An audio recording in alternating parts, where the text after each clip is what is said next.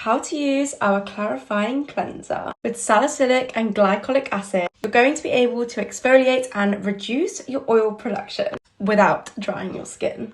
To use the clarifying cleanser, all you need is a good amount of cleanser, something like this.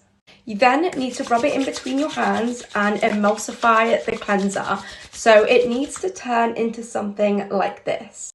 Now, this is without water, so you can see it's a really nice foaming cleanser. So the next step is to wash your face for a good 60 seconds. You must be cleansing your skin for a good 60 seconds in order to really reap the benefits of your cleanser.